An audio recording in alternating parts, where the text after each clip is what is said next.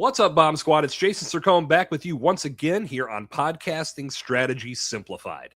Today on episode 98, I'm answering another one of those burning questions about podcast strategy, podcast growth, or general podcast knowledge. The question on the table today is, do small podcasts actually make money, or is monetization overrated? First of all, let's put the second part of that question to bed. Monetization is never overrated. If you can find a way to monetize your podcast on any level, it's significant because that means that what you're doing is paying off. And I've talked about this on past episodes of the show. Just because your show isn't generating millions of dollars does not mean that monetization is unsuccessful in your world. I will say that even the smallest of podcasts can make money. But the important thing is that you need to define what monetization means for you.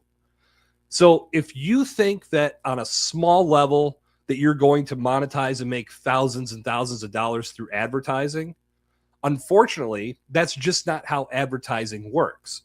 Advertising in many circles works much like it does on radio with a cost per million or cost per 1,000 downloads. So you're only going to get paid X amount of dollars for every 1,000 downloads you have. So if you're a smaller show, and maybe if you're in a tight niche, you may not even have an opportunity to get 1,000 downloads per episode.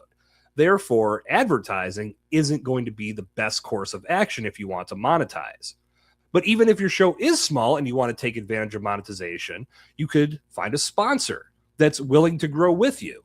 Maybe you have similar messages and they want to reach your audience. So even a smaller audience of engaged listeners and viewers is going to be beneficial for them because their product or their service is going to be something that they need as well. So you can always monetize that way. Another thing you could do is run affiliate ads and have yourself get paid a commission for simple affiliate links. Put those in the show notes, promote them on your show, and when your listeners invest in those products, you get paid a commission. That's monetization as well. But without question, for the smaller podcasts, if you're building your show around a business and you have a service or a product that you're looking to sell, using your podcast as a means to establish yourself as an authority in your space, someone that can be looked at as a resource that can help, that is going to be the monetization angle. Because the more people hear your message and they understand that you are the resource that's going to help them move the needle, now they trust you.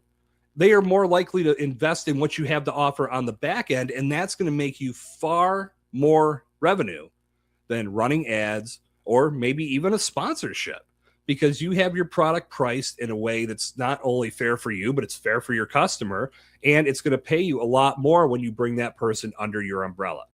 Not only that, but now that you have somebody under your umbrella and you're providing your service to them, they could turn to someone in their circle and say, I work with Jim. You got to work with him too.